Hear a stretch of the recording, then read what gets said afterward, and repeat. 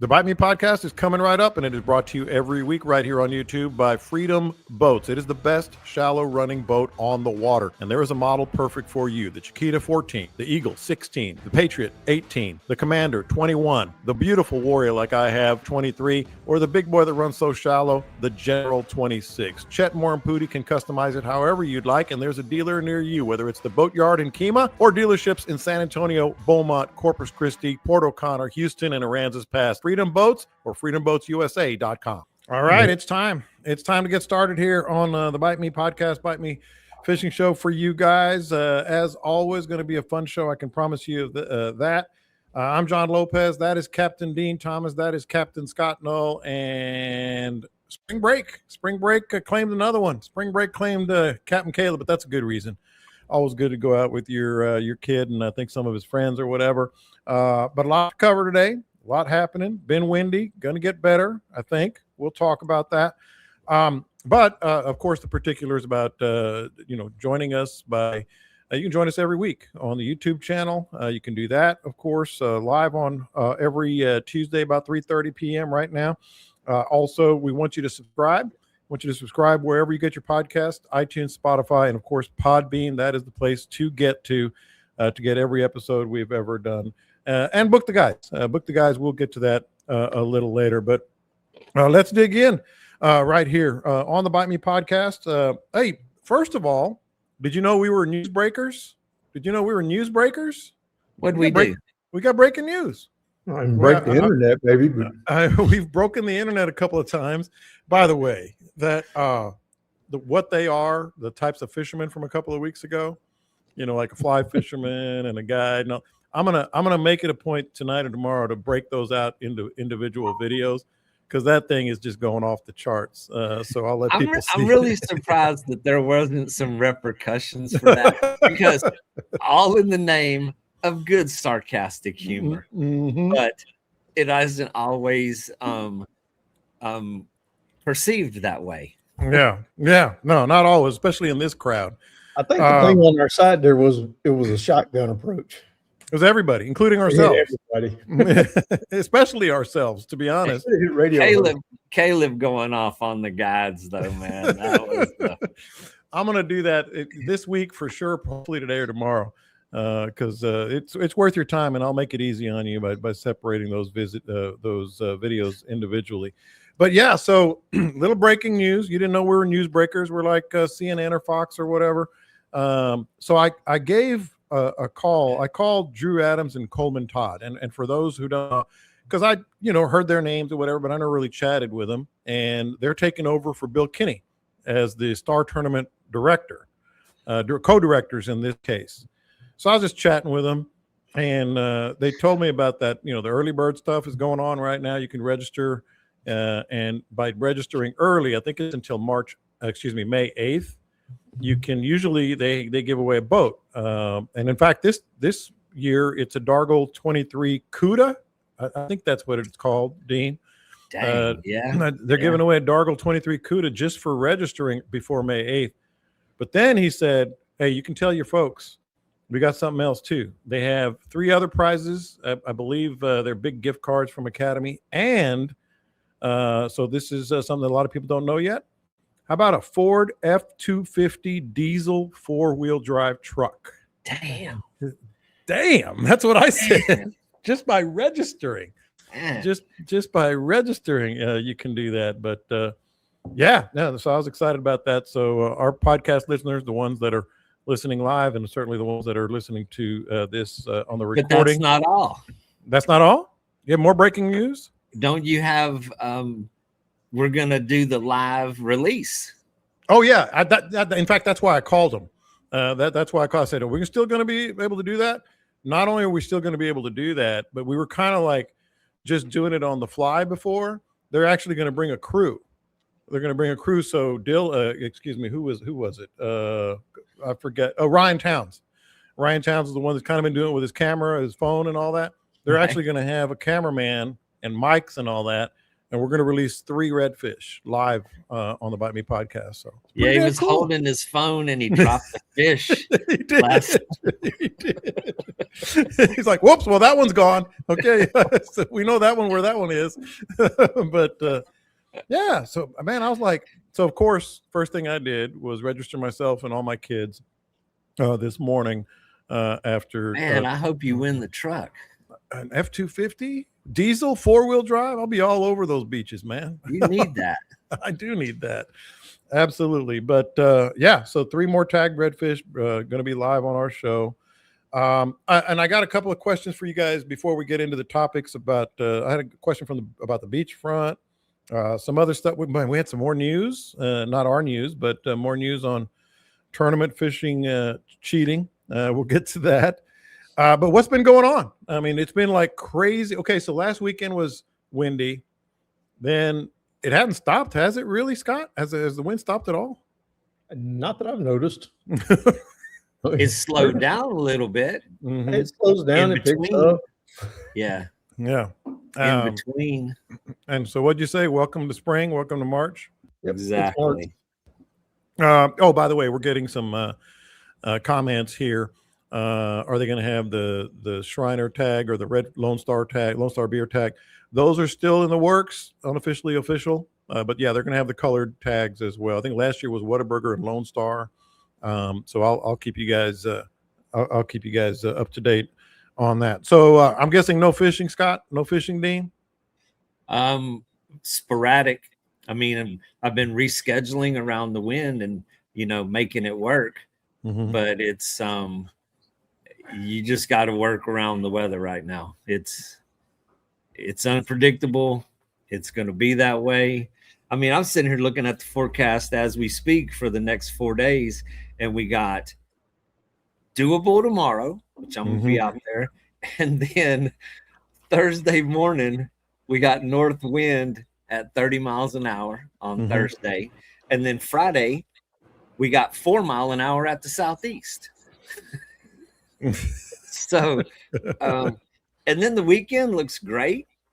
And if you believe the long-term voodoo magic of the forecast, after this little thing passes through, I mean, it looks pretty decent for the next 5 or 6 days. That usually happens if we catch one of these March fronts. You'll usually catch 2 or 3 days behind it that are pretty good. Can't always count on it because sometimes as soon as that north wind quits blowing, it turns out of the south about 30. Yeah, it's really odd how it works, but that's what happened this week. Yeah, I mean it blew one direction, and they just 15 minutes turned around. It was cranking in the other direction. One more. We're getting comments on the Star tournament. Maybe I shouldn't have done it because I was actually just talking to them for the first time. I said, so my wife swears up and down every time she's on my boat between Memorial Day and Labor Day, they don't release any fish. You've heard her say that. They don't. I bet you they're lying. They don't release any fish. I'm like, they do it on our show. We see them go into the water. No, they don't. They don't. And somebody else was commenting on. They do. They're just selling tickets. It's a shell game. Yeah, it's a 3-card Ranger where Jan's part of that crew. Thank you. That's actually what I think Drew said. We'll put her on the boat, but she can't catch that fish. She can't catch that. She won't be able to catch that one, or maybe she will. I don't know how that works, but yeah. So that's happening. I do want to talk a couple of other little things that have happened over the weekend. I don't think it really matters other than you get more time on the water, Scott, but daylight saving time, I think is the official way to say it. I actually love it because a lot of times, especially when I can bolt early, I can fish Friday evening too. You know how much I love fishing Friday evenings, but nothing else really changes. It's just cool to be able to get out there and have those options. Like you get to sleep in a little more in the morning because it ain't daylight anymore, right? It's 6:30 in the morning. Yeah. I mean, it's dark at 7:30 this morning. I know. That first morning, Sunday morning, I woke up and I was like, "What the hell?" It's dark outside. I set my alarm for 5 this morning, and I sat here. at the house for like 2 hours to go to the boat. So Sundays are the weird. only day. Sunday's the only day I don't set an alarm, because usually Saturday's fishing and Fridays, get up and work. And so I didn't set my alarm at Sunday, and I just slept until I woke up. And I said, 7:41. What the hell? It's outrageous. I thought I slept. I'm like, man, I really got. Oh, that's right. It's 6:40. And I just wish, regardless of what it is, just pick one and leave the clock where it's at. Yes. I agree. So, all right, let's get into. Oh, wait, before we get into all the topics, I got one more thing, and this is a public service announcement. First of all, congrats to Dean on selling his boat in record time. But secondly, you may see my Freedom Warrior out there occasionally during the week until he gets his new boat. And I'm just letting people know right now, if somebody shoots the finger at you from my boat, I'm gonna be incognito for a couple of weeks. So I'm gonna get some vicious. I can text. go. I'm gonna be running over people, running through waders. It's gonna be a free for all. Be hollering, Viva Lopez! Hey, Lopez! And then Dean's gonna wave, hey, and then he's gonna shoot the finger at them and put a wake in their wade and all this other stuff. Yes. So it's not me, at least during the week. On the weekend, there's no guarantees it could be me.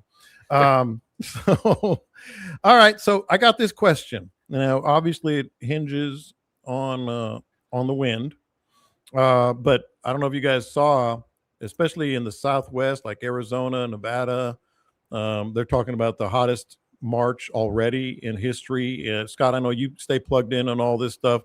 Temperatures into the upper 90s and hundreds already. Some of that is going to come down to us. It's actually going to be, I looked this morning, it's going to be like 86 in Aransas Pass on Saturday. So, real warm temperatures.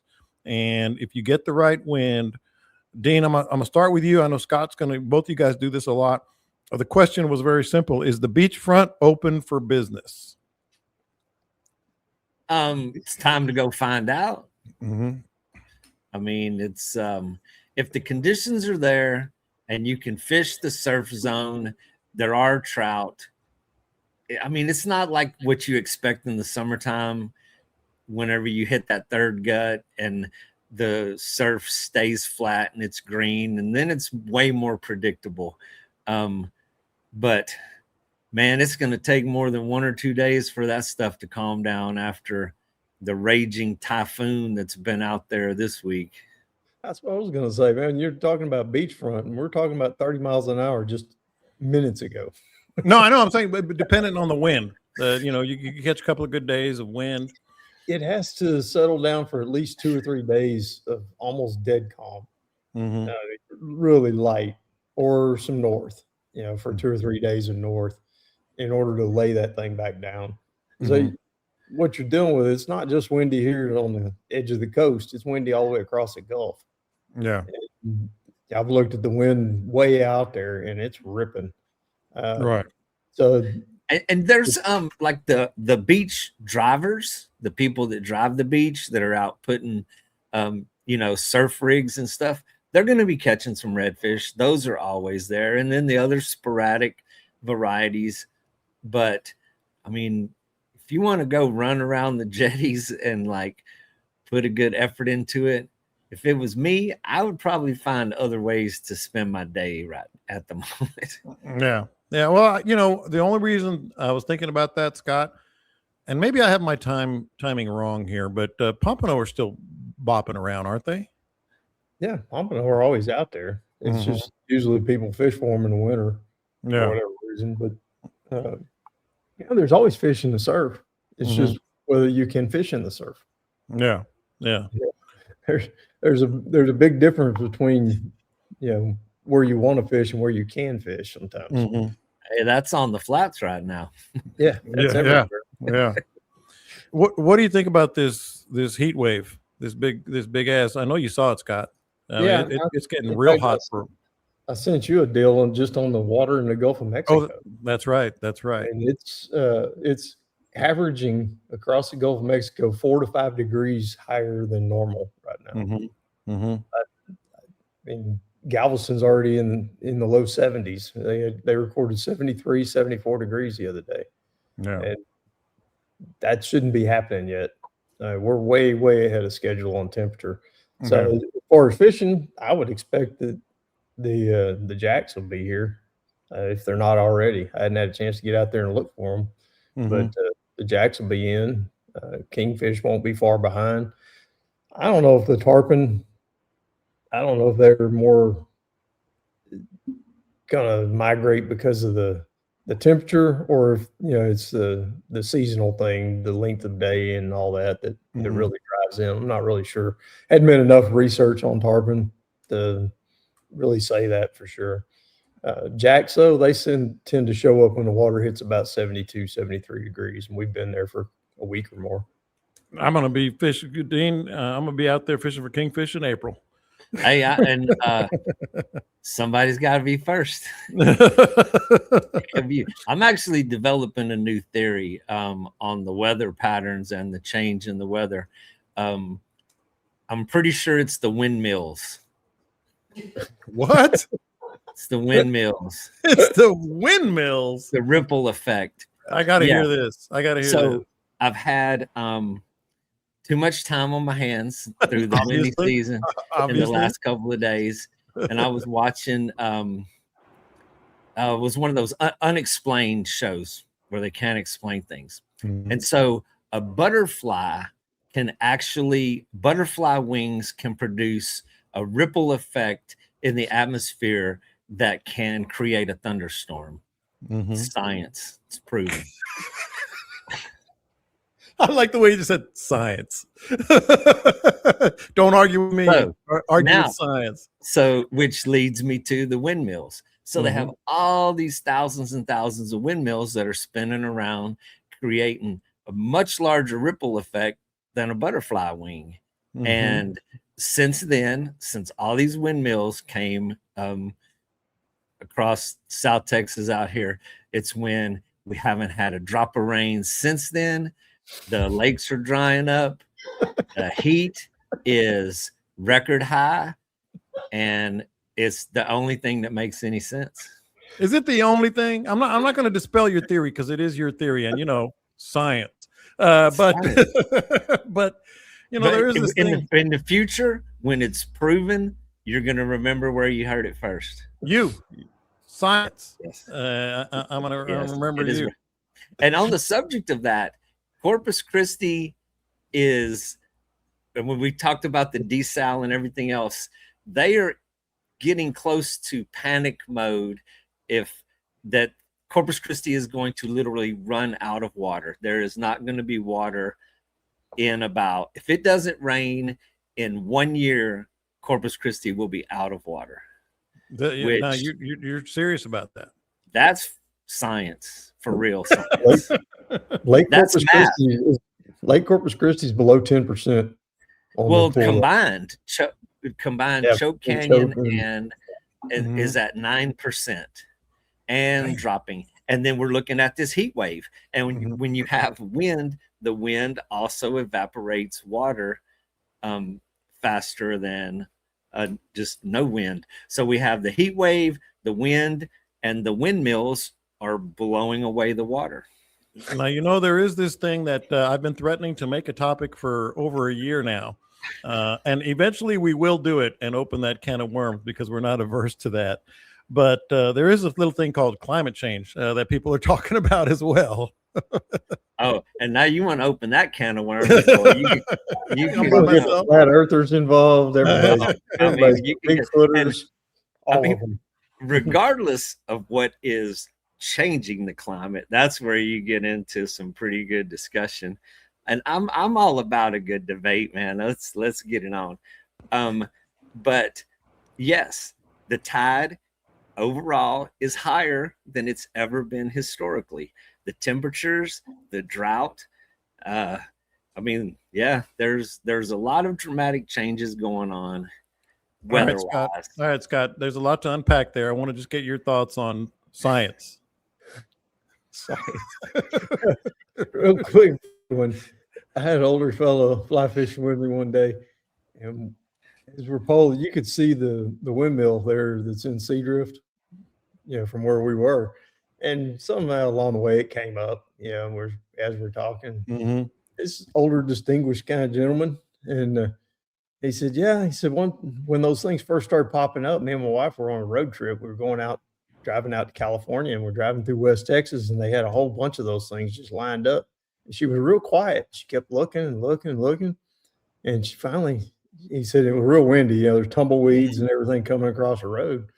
And she said, what are those things? Because they were fairly new. And he said, those are wind generators. She got real quiet for a little bit, and she looked at him. She said, why do they need to generate wind out here? I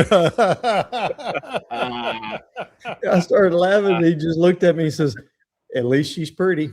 Got to generate some wind out here. It's a regular stop for me, and it should be for you too. Anglers Anonymous in Katy. It's a candy store for fishermen that's going to make your head spin and help make you a better fisherman. You got to see the expanded store too, and you got to chat it up with Mike and Chris Butler, all the guys at Anglers Anonymous. They'll answer your questions honestly, and they'll get you what you need. Reels, rods, lures, they have it all, and apparel that's off the chart. And of course, the calling card service. Real repair, they turn it around for you quickly, and you will be happy. That's Anglers Anonymous in Katy or anglersanonymous.tx.com. Got to do that. If you watch the radar around those wind farms, especially on a real humid day early in the morning, because I had one of the ranches that I took care of for a while. There was one right across the river from them over there. And we would get up in the morning, you'd look at the radar, before you're going out to hunt or working on the ranch. And there would be green blobs around each one of those windmills every morning. It looked like little clouds. And I talked to a scientist, and he said that it was the wind compressing the humidity. And so it's making it more moist. It was making it more moist around those spots where that wind was pushing. And it made the humidity denser, and it made it dense enough to fool the radar into thinking it was rain. Now that makes sense. I thought it was kind of interesting, but yeah, as far as, I don't know if the windmills are going to be as big a problem. I think those huge giant solar fields are worse. I mean, those things. Agreed. Exactly. I don't see how that can be good for anything on the environment. It's shooting that heat that would be absorbed right on the ground back up to the sky, and then the windmills are blowing that heat across the prairie, and it's drying up the lake. Science, guys. Science. Do the math. Science. Do the math. I like do the what math? It's science. Now changing classes. Now you're changing classes on me. I'm good in science. I'm not so good in math. Sometimes you do this show knowing that these guys are just gonna have some fun, and you never know what direction it's gonna go. Didn't know it was gonna go to windmills and solar fields, but I'm glad it did. But okay, so back to this incredible heat wave, which is how this started. Where were we? All that heat, that's crazy heat. And Scott, I'm not generally an alarmist. I kind of just go about my way, but I was kind of taken back, like, man, if it's like that now, and I think that's the logical place for a lot of people to go. We had a couple of texts here. Okay, what's that going to mean for hurricane season? What's it going to mean for, water temperatures? I mean, it's got to mean something, doesn't it? Or what? No, not really, because last year, everybody freaked out. We had, during that photo contest in March, I had 100-degree days down on the ranch. Dean was going over to their place, and they were having some super, super hot days way early. I mean, it was easily as hot as it is now. Last year when we didn't have a single hurricane. Yeah, well, that's true. So, that's true. And they were ringing the alarms because the water temperature was so high in the Gulf, and I was concerned about it. If one got in there, it was going to blow up, but we just didn't have it. And I don't know. The overall weather pattern is supposed to be fewer hurricanes this year because of what's going on out in the Pacific, but I don't know. I don't think they know really. They have they got a guess, but hell, they don't know if the wind, which way the wind's going to blow Saturday. No kidding. And then there's that. But the hurricane, those hurricane predictions is just like the rest of the weather. They're there to keep us tuned in, to keep us in. And there will always be, what always gets me is they get halfway through the hurricane season and they have a revised prediction. Yeah. It's like, okay. But look, man, the hurricanes, what we have this year is the El Nino or La Nina, where the jet stream is coming across the Pacific, across Mexico. That does feed a lot more moisture into the Gulf of Mexico. So, I mean, the chance is always there. I mean, shoot, Harvey gave us like 48 hours notice, and look what happened to that one. Yeah. Okay. So what about the immediate effects, because the fish react. Let's talk about the fishing aspect of this here. First of all, Gene, what are the water temps that you've seen lately, and are they 75, 76 degrees? Damn. Okay, well that's the topic for our fishermen and here. That's on the flats, on the shallower water. The Gulf, the channels are going to be a little cooler than that, but not a lot. And so what I'm seeing on the flats already is just an abundance of minnows, little tiny pin perch, baby crabs. So when I'm pulling up the drift socks now, they're just covered in baby crabs already. A lot of baby blue crabs, and actually they're not real tiny, they're about quarter sized. So there is an abundance of new life in the grass beds already. That sounds like opportunity to me. And what hasn't started yet is the new growth of the seagrass. So during the seagrass is like your lawn. In the winter, it dies back to stubble. It looks dead. But when springtime hits, the temperature gets there, it gets a little rain, boom, turns green and starts growing instantly. You're back to mowing the grass. The flats do the same thing. So it's still brown on the bottom of the flats. There's still a lot of brown stubble.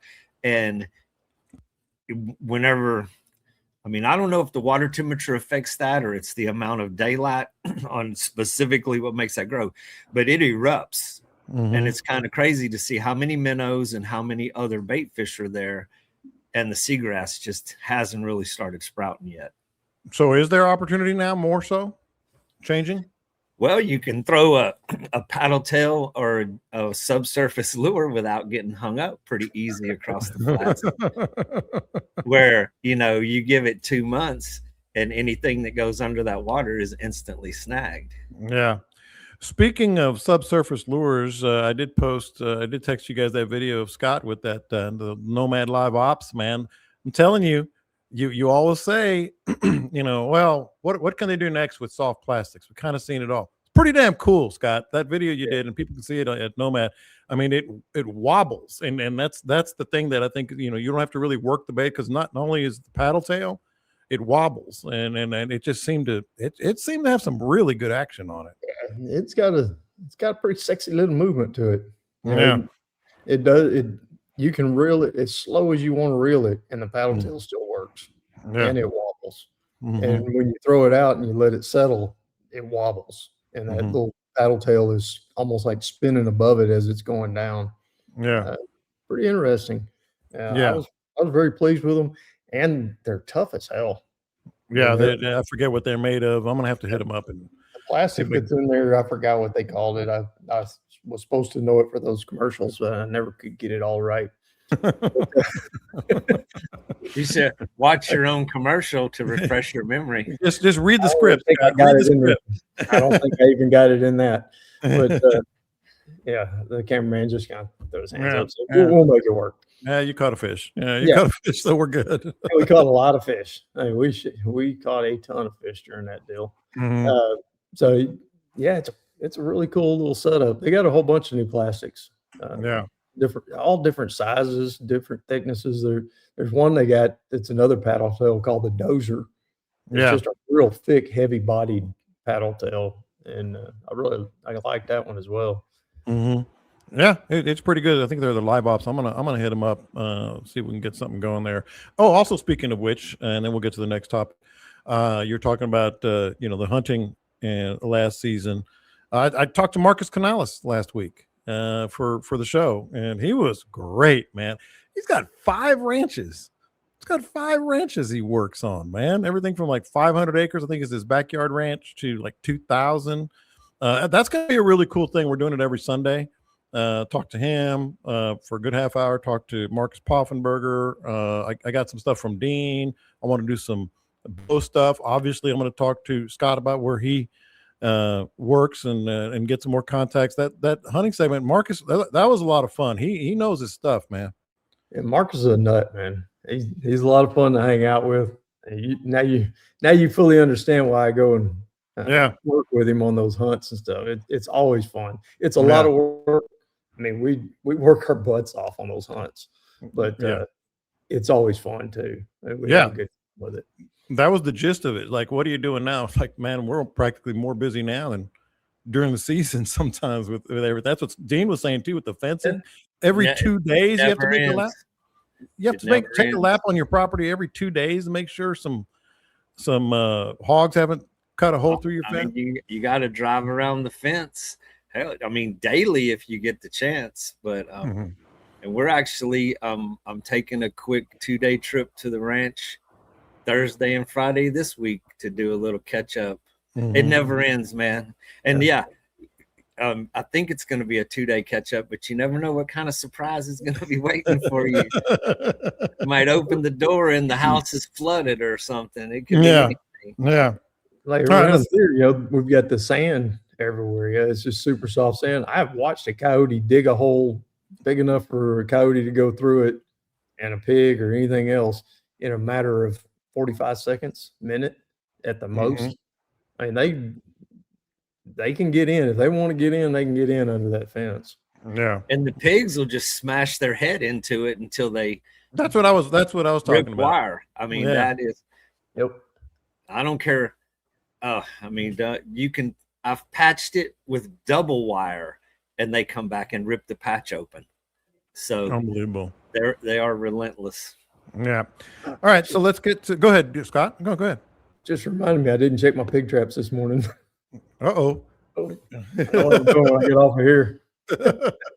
see what's happening on those. Some of those, have you seen the bomb ones? The pig trap that like gets them all in there and then poof, blows up a little bomb. Oh yeah, the tannerite. Yeah, that I couldn't remember the name of it. Yes. Like, I tried that once. It didn't work out. That's why he has 4 fingers on one hand. We actually, I have, I got like 8 pounds of that stuff, which is supposed to make a pretty good explosion. Oh, I've never done it. Don't use that much. Yeah. Yeah. It was 4 pounds of each ingredient.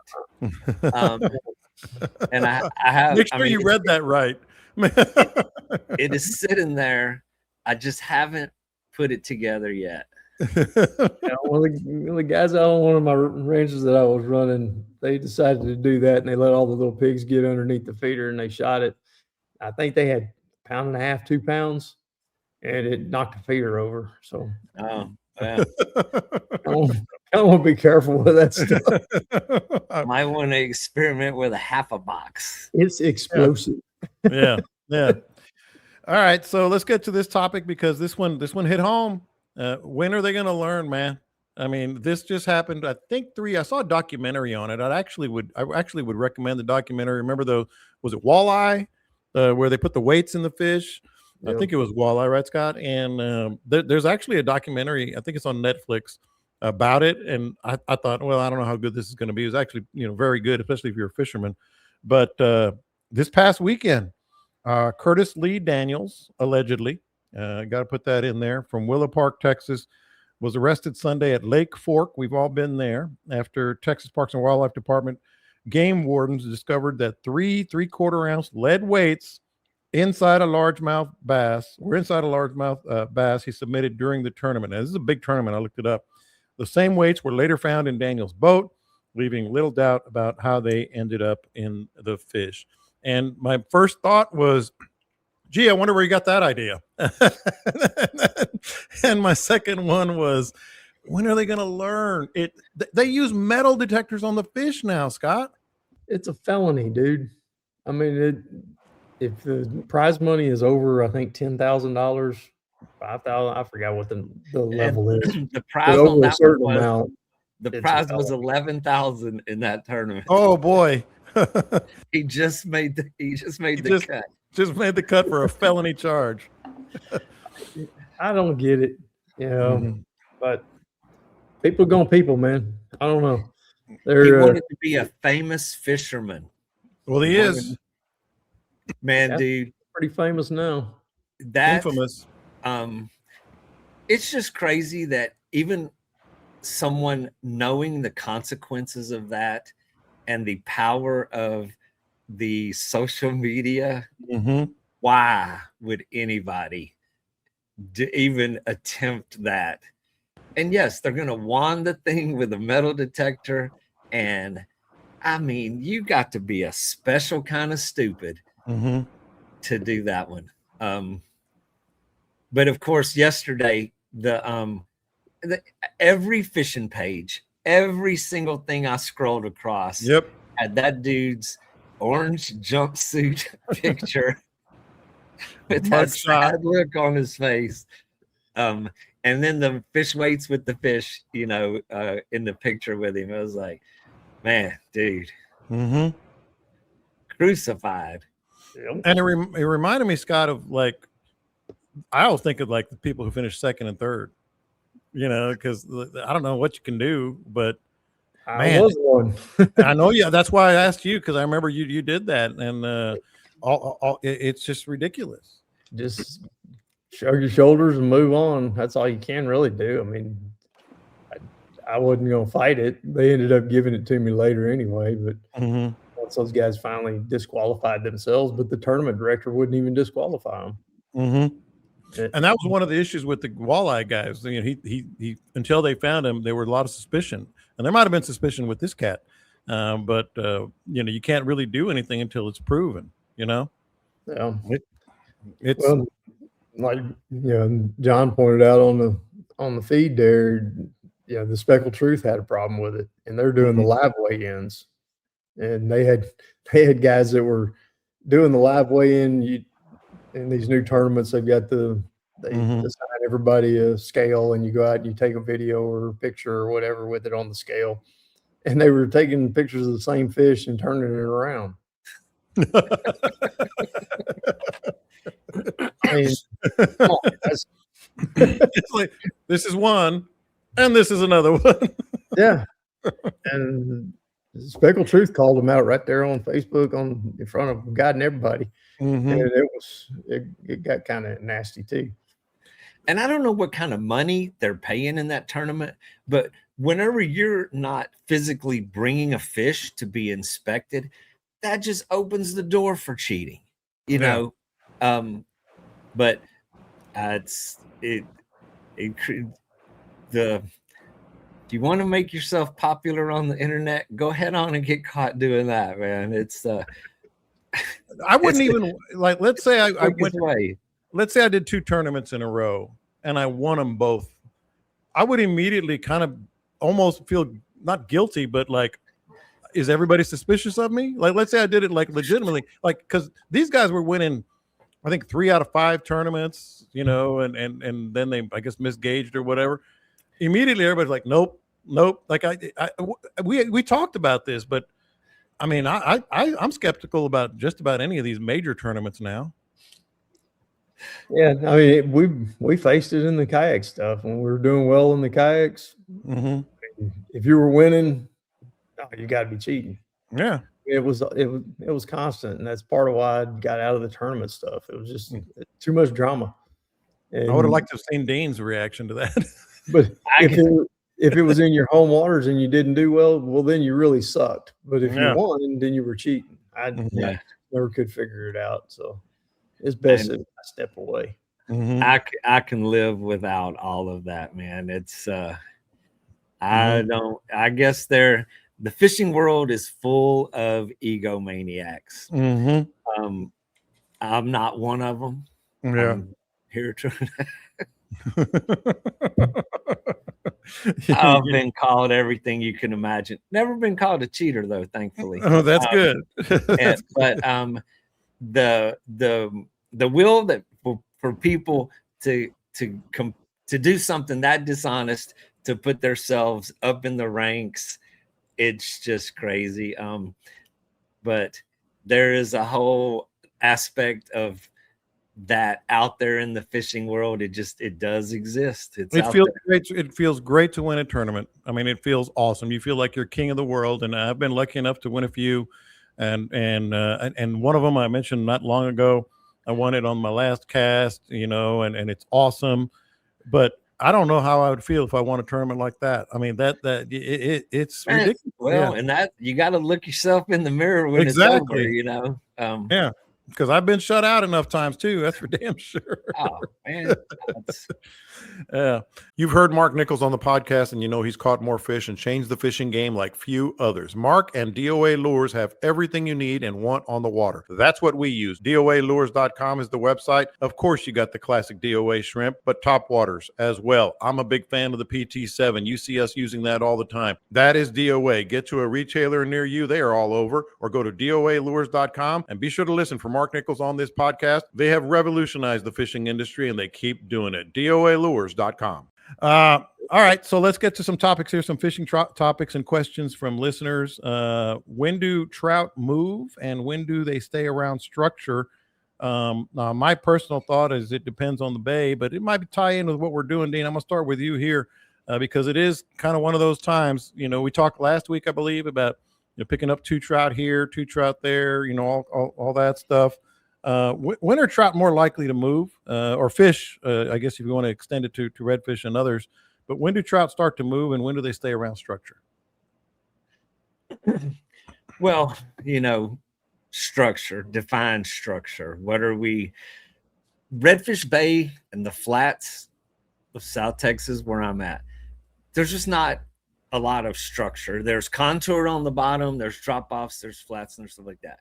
You go up towards Matagorda, Galveston, and those places, there are reefs, and there are in a marsh. When I think of structure, I think of more of a marsh-like environment where there is variety in the shorelines, variety with the reefs on the bottom, and those are that. So when you're pertaining to the flats of South Texas, during like speckled trout specifically, during the colder months, through the winter, and right up until now, speckled trout are on the shallowest flats. It is the time of year whenever you're drifting, you're throwing top water, you're throwing soft plastics. It is 50-50 on catching a speckled trout or a redfish. They're intermingled throughout that time of the year. We had this extreme drop in tide that pulled everything off the flats. So then the reds and the trout are on the edges of the drop-offs. But as the water temperature gets warmer, and especially when you get into the heat of summer, the speckled trout stay in deeper water. I mean, it is uncommon. You might catch one here and one there, but it's certainly not 50-50 drifting across the grass beds of trout to red. So as the water temperature gets high 70s, 80 degrees, the trout go live where they're going to live for the summer, which is much deeper water on the outside of the flats, the drop-offs, the spoil islands around the channels, and whether you're talking Redfish Bay, the Laguna Madre, all the flats of South Texas, that's pretty much the pattern. So, Scott, what I was thinking is oyster reefs, obviously Matagorda, your neck of the woods a little bit, up in Galveston.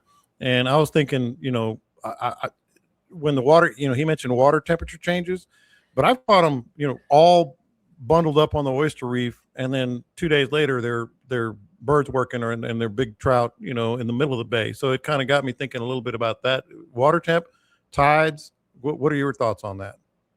Bait fish. Whatever the bait fish are doing is what the trout are going to do. They're going to go to the kitchen no matter what. But And when the water gets super hot and you're up in Galveston, they fall off onto this ship channel along the humps. They fall off onto deep reef. They used to fall off onto all the reefs when they had reefs uh, back in the day when we had lots of oysters. Middle of summer, that's what we did. We drifted deep water reefs. You wait early in the morning, you find them. They'll slide up there early and be along the edges, and you can catch them wading, no problem. But once the sun got up and it got hot, they moved on out a little ways. Yeah. But as far as structure, hell, a watercolor change is structure to them. Yeah. Anything that's an edge. Dean said his flats are void of structure. Well, they got grass. They got areas that don't have grass. That's structure. That's structure. Down in the Laguna Madre, you talk to Wayne and they talk about, they were fishing along the edge of this drop off. It was a 6-inch drop off. And I've seen it happen down there. Waiting for reds one day and they were up on this flat, and the next day they were flat out not there. And it was maybe 8 to 10 inch deep sand flat.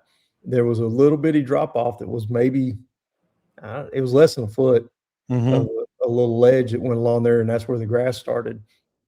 We had parked on that, walked up onto the sand, and couldn't find any fish. Walked back out there to the boat, and as we're walking the boat, we cast and found the reds, and they were all around the boat. Yeah, we had walked structure. we walked 5 miles trying to find redfish, and they were sitting at the boat. But it was just that little bit of a structure. They were right along the edge of that drop off.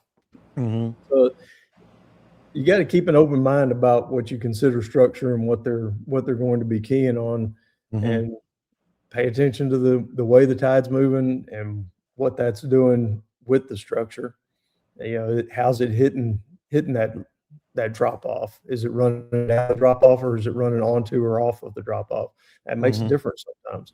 They'll tend to hang if it's running down a shoreline that's got structure like that, a drop off or grass edge. I've found that they move up and down the shoreline a lot more than if it's a hard falling tide where it's coming off into like one of Dean's green holes.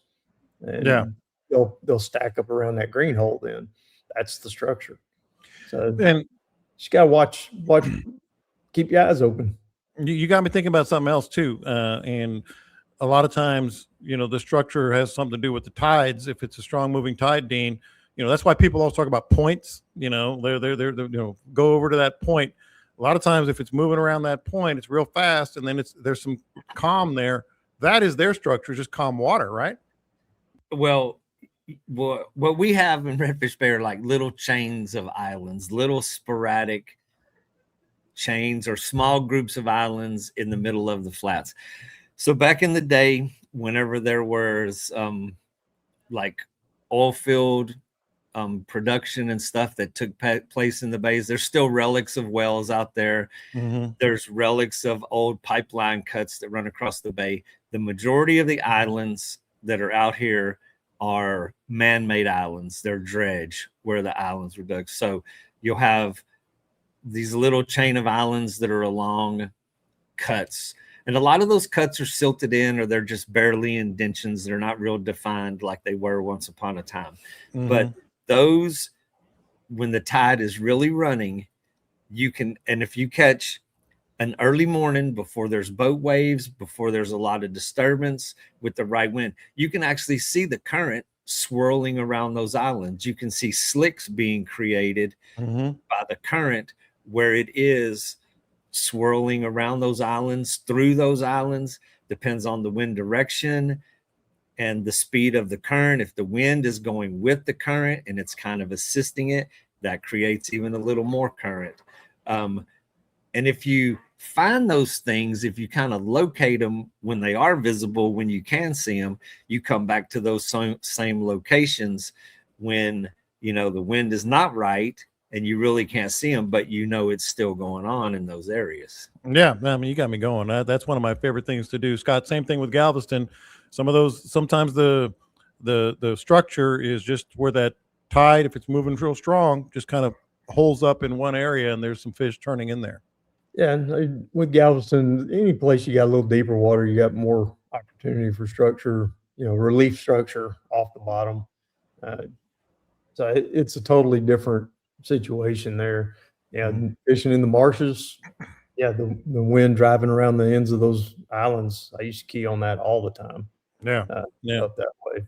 And some of those islands and those setups will be created on an incoming tide, and you won't get that same setup on an outgoing tide in the exact same location. And they can be very different.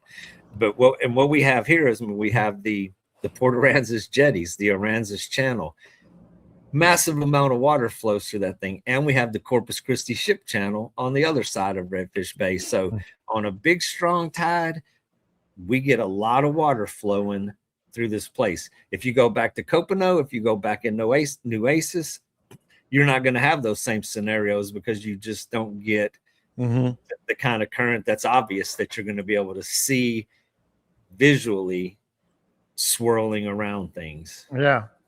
All right. I want to get to this. It's been on the rundown for at least a month, and we've just had, a lot of topics, a lot of conversations, and I never want to rush them. But I do want to get it because it's getting a little dated. It's not dated yet, but it's getting there because of the temperatures of the water and such. But I saw a story about the whiplash effect, and I don't know if you guys are familiar with that or not, other than in your truck. But apparently the shrimp population this year, Scott, has been acting really weird because we had that long stretch of unusually warm temperatures, and then that cold front, and then more warm temperatures, and then that second cold front that came a couple of weeks ago, and now it's warm again. And what it said is a lot of the shrimp have been migrating because they're just going according to the conditions. They're going deep, and then they return to the marshes, and then they go deep, and they return to the marshes, and it's kind of set their body clock, so to speak, off. Have you seen a lot of shrimp? What does the hatches look like? It also said it makes shrimp scatter, a lot more. They don't go back to the same place. They go to the nearest place. Have the shrimp been acting weird is how they put it? All I've seen is really, really small shrimp, and they're real early. I mean, like I've seen them December and January. I was seeing some little bitty tiny whiskers and eyeballs kind of shrimp. And I wasn't sure if that was a shrimp hatch early or late or that's not the whiplash effect.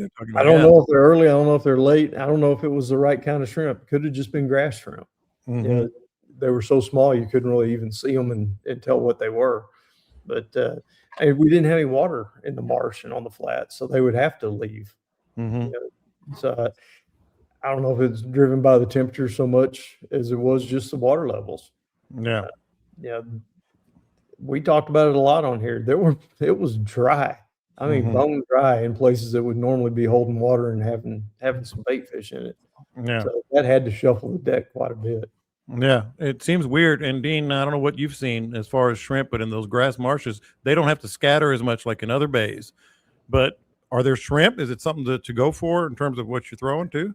It is interesting that you would ask that question today, because I have actually seen a lot of big white shrimp popping on the flats. And I do know that the guys over at the Harbor City Bait House have had some really nice shrimp that are coming from their bay shrimpers that are coming in. And I'm not a shrimpologist. I really don't know how to explain those things. There's a shrimpologist somewhere that can explain it. But I do talk to the shrimpers over there occasionally, and they go through the same scenarios that we do looking for fish. I mean, they're looking for shrimp, and they'll have days where they're just loading the boat and they'll go back to the same area, and within a couple of days they're gone. I've often been kind of interested on that. I figured from the outside looking in, you just go out there and drag your net and pick up shrimp. It seems pretty simple to me, but those guys, they have a lot of challenges with what they do. But I have seen a lot of white shrimp. Haven't really seen any small ones. I haven't noticed any. A lot of times whenever the flats are full of the small shrimp, when you pull in the drip socks and you toss it in the boat, you'll see the little shrimp that are popping out. They're on the floor of the boat when they do that. Haven't really seen a lot of those, but crazy to see, a big 2-3 inch white shrimp. Pow, pow. Yeah. popping across the surface. And if you see one, it's kind of like, okay, that's a shrimp. But if you see 6 or 8 of them in a day, it's like, whoa, this place is covered up with shrimp. You know what I'm thinking, Dean? DOA, baby. DOA, that DOA shrimp, the little bitty one. I was thinking bacon wrapped jalapeno cheese shrimp hors d'oeuvres. Well, that too. That's if you get shut out. You just go to the bait shop and pick up some table shrimp. You can get them one way or the other. It should be like a wild year, because it has been, and we've kidded about it, but the more mild winter and a lot of hatches could be like loaded with shrimp this year, right, Scott? Could be. And I think we need some rain. I know that in drought years, severe drought years, we don't have near the shrimp. Yeah. They need a little bit of brackish water back in the marsh to do well. Somebody asked a question there, Glenn. Am I seeing these shrimp with my naked eyes, binoculars, or just getting up really close because his eyes ain't that damn good? Mostly what I see when I'm noticing these fish, these shrimp, is I use the push pole up against the side of the marsh in the grass, and I make them jump. I intentionally do that as I pull through the marsh. Used to do it with a kayak. I'd hit it. See what's there, yeah. And just see if I can make any jump. And I kind of keep an eye on that and see how big they're getting. Most of these I was seeing this time, there was some giant mullet. I mean, some of those big, huge mullet in schools that were moving down the shoreline, and the shrimp were jumping out of the way of the mullet. Mullet aren't eating the shrimp, but the shrimp don't know that. So they're just getting out of the way. Mostly just, when they're that small, it kind of looks like it's raining. Yeah. The best way I can explain it. You don't actually see the shrimp. You just see little dots that look like rain as they're jumping. But when they're skipping on that water, there's fish underneath them. When they start doing that little popping in big groups, yeah, I'm that gives me another little homework assignment for when I go fishing this weekend. I'm gonna throw some little small DOAs out there, see if anything's happening across the bay. So I mentioned earlier, so Caleb is not here. Good for him, as much as we like to have him here, because he's taking his kids out on a fishing trip for spring break. How's spring break been down there? Dane, I'm gonna start with you. Has it been as crazy as the Houston Hobby Airport? It ain't nothing like the airport, man. I saw that. But it is, you can gauge spring break here by the HEB in the evenings, and the potato chip aisle is totally ravaged. All the snacks are gone. It's busy. It's inevitable. Even, and it's always unfortunate for the spring breakers. We always have bad weather during spring break. It is. I mean, they're down there, 40-mile-an-hour wind on the beach. It cannot be. I mean, you're getting sandblasted. Yeah. It can't be that comfortable, but it's still packed. They're still there. They're out there trying to get their suntan on, and the weather has not been the best. Sometimes it's 40 degrees. It can be.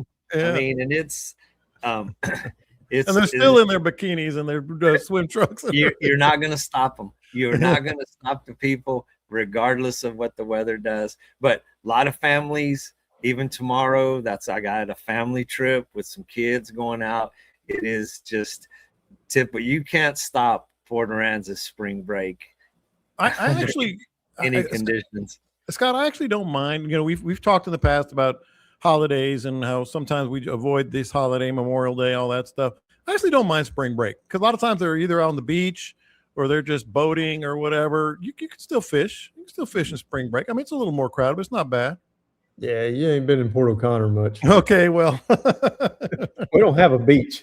So that's true. Yeah, everybody shows up here when we get the influx for holidays and things like spring break. We just get a lot more people on the water. All fishermen. Yeah, it changes that a lot. I mean, I say we don't have a beach. We have a beach. You just gotta have a boat to get there. Yeah, and so that area will load up, and there'll be party time over there on Sunday beach, Saturday beach, Monday beach, whatever the hell they're calling it now. They've changed the names a bunch. But we used to have Sunday beach, and then it got washed away during the hurricane. So everybody switched over to the point right there at Pascavallo, started calling it Saturday beach. That got so crowded that some of them moved across to the other side and started calling it Monday Beach. I don't know. Hopefully you're not listening to this podcast from the side of the road because you have trailer problems. It happens to the best of us. It happens to all of us. Master Hitch. Scott Pinkley and the guys over at Master Hitch, they've been in business for more than 30 years, and they are behind you all the way. See what I did there? We're talking about everything you can possibly imagine. Towing equipment, fifth wheels, goosenecks, towing accessories, cargo carries, bike racks, wiring and electrical, and of course, boat trailers, trailer parts, 713-974-4440, 713-974-4440 or masterhitch.com. Oh, well. I don't do it. I don't do the beach thing much. So, yeah. I just did think, though, I'm going down there this weekend. And that's another spring break because some school districts are going to be next week. So, well, we'll see. Hopefully it'll be all right. Speaking of which, let's get to what would Scott do and what would Dean do. Now, let's try to get specific here. Speaking of what these winds have been doing, Dean, and the water temperatures, et cetera. What are you thinking if you had to get out there this weekend, which I think you will? I definitely am. Well, what has really helped in the high winds is the high tide. So we've had this east wind that's been blowing straight in from the east, and it just pushes in a lot of water. So when the tide's coming in, the tide comes in twice as strong as it would. When it tries to go out, the east wind actually prevents it from running back out the channel. It kind of counteracts that. So the tide has just been coming up and up every day. So when it's windy, it lets me get up against shore or start my drifts much further up on the flats where I like to be. So, I mean, the water temperature's up, even though the wind's blowing, you get where you want to be. I've been throwing 3 drift socks out, and we're still drifting. I mean, at a good rate where you can control what you're doing. A lot of the big bay, a lot of the stuff that's been getting blown by the wind pretty hard is off color. There's a lot of dirty water in Redfish Bay right now, but a lot of those places that are protected somewhat are still crystal clear. So you're kind of limited to what you can do, but it still can be done. So we've caught fish on top waters. It's been the best. And I haven't been hitting those drop-offs. The edges of the flats are really hard to fish when the wind's blowing 30 miles an hour because it's more specific on how you position the boat, being able to feel your lure. It's a more sensitive kind of fishing. And it's just, you can't feel the bite. You can't park the boat precisely. And then if you do get the boat parked, you're kind of limited to casting it straight downwind. You can't fan out a cast like you can drifting and throwing a top water. So it's kind of business as usual. You're just looking for areas of clean water, and you're limited to the amount of territory that you can cover. Yeah, I got to guess that's even more so in some deeper water over there, Port O'Connor area. But I know you get up in the shallows, Scott. And by the way, James said, Dean, you had an opening there to talk about your shootouts. Well, you didn't use it. And yes, the windy season is here, and the shootout sales have been brisk. Thanks to everybody who has participated. Been getting great feedback from everybody. If you haven't got your shootout yet, it is a game changer in the drifting world.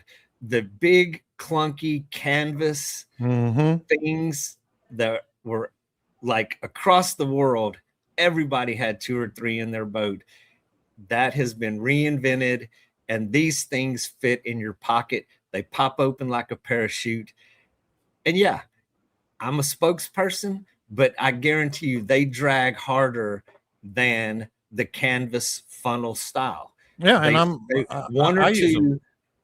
one will easily do the job of 2. I put 2, one on the front of the boat and one on the back on the windy days, and it parks that boat. When I'm really struggling, I put out 3, and it controls your boat, and you can still, you're not racing your lure back to the boat. It lets you present properly, and they work. So don't be the last kid on your block to get one, man. Well, I wasn't. I was one of the first, so I can attest to everything you just said. And we'll see. But Scott, if you can maybe talk about some of what the trout guys are going to be doing in Port O'Connor, even though I know you're going to be in the back bays with this wind and the. By the way, how high are the tides right now? Are they significantly high? Not all that much higher. I was just looking at. We're about a half a foot to a little less than a foot, depending on the highs and the lows. The highs getting to be almost a foot above what it's predicted. The lows are down around a half a foot. So it's not crazy, but we are getting water back on the flats and back up into the marshes. What Dean said earlier about the little crabs perked my ears up, because when the little crabs are around, that generally means I got tail and redfish coming. Yeah, that's going to start happening. Trout, I would be wading the shoreline with the wind at my back, and find you a safe route to get over there to that south shoreline, and then work your way up from knee deep on out, and knee deep early, and then as the sun gets up, maybe move out a little bit further. But yeah, I just looked at the water temperature too. Oh no, 80.6. 80.6 at the Port O'Connor Little Jetties. And I thought that's got to be wrong. So I started looking at it all over the bay, and way on up Port Lavaca was 78.5. Over in San Antonio Bay, it was 78. So the Port O'Connor one's not wrong. Yeah. It's just hot water. Yeah. So early. I don't know what that's going to mean, but as far as like Dean said, the wind will get the water messed up. It'll mess it up when we have those big blows from each direction. It doesn't have time to settle in between.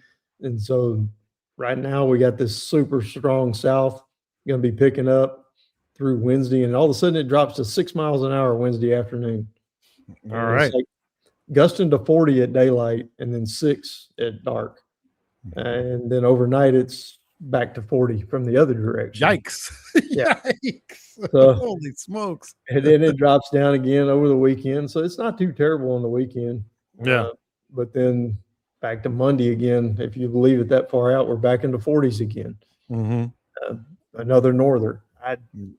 It's that time of year when, oh my goodness, you're gonna have strong winds blowing from multiple directions. So if you're going out on the weekend, enjoy it while you can. Well, but watch what it's doing beforehand. That'll give you a clue as to where the cleaner water is going to be. Right. It'll give you some ideas about, sometimes you show up, you think, okay, well, I got a little north wind here. I'm going to get on this north shoreline. Everything should be fine. Well, it was blowing 40 out of the southeast yesterday. Yeah. You got to look at least 24 hours. Yeah. That shoreline got hammered, and it's probably a little off color. Yeah. So sometimes you're just kind of surprised when you show up and you hadn't been paying attention to what it was doing. Good stuff, man. Dean, you're laughing about something. You have something you want to... I was laughing at Scott when he said that with the wind that water would be a little off color. Yeah, 40, you think? Like, yeah.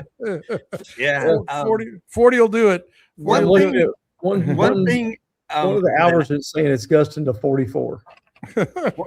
One thing that I will add a thought to that is those shorelines that are getting just churned through this big heavy wind, when the wind calms down and the outside of those islands that are getting pounded by those waves right now, those are the ones that we go to when the wind calms down, and that's where the speckled trout are at. I think they prefer that turbulence. I think the bait fish gets churned. It's easier for them to find bait and catch bait. So those areas and the underneath of those areas, it creates these wavy sandbars from the waves that are just constantly churning it. So it puts contour on the bottom in front of those shorelines that are getting just pounded. And then when you give it a day or two, that wind calms down, the water greens up, and then that's where you find speckled trout. Great stuff. You guys are the best, man. I'll be down there this weekend for sure. I know you guys are going to get some trips when you can. And I want all our listeners to book you when they can. Just go to the Facebook group page and hit them up or hit me up, and I can get you the information. But if you guys don't have anything, man, I really appreciate everybody joining us. Fun show as always. You guys catch them up. We'll talk to you next time. Bring your own rope when you get a shootout. Comes with a free envelope. If you're listening to this podcast, then I know you're passionate about the outdoors. And you also live for those moments, not just fishing, sharing stories and laughs around that pit or grill. Texas Star Grill Shop is a proud sponsor of the Bite Me YouTube channel. Before you set off for your next outdoor adventure, don't forget to stop by Texas Star Grill Shop to pick up your bottle of OG sauce as well. Texas Star Grill Shop. The next time you catch those big fish, celebrate it around that grill. From Texas Star Grill Shop, proud sponsor of this Bite Me YouTube channel and the Bite Meat podcast. Subscribe today.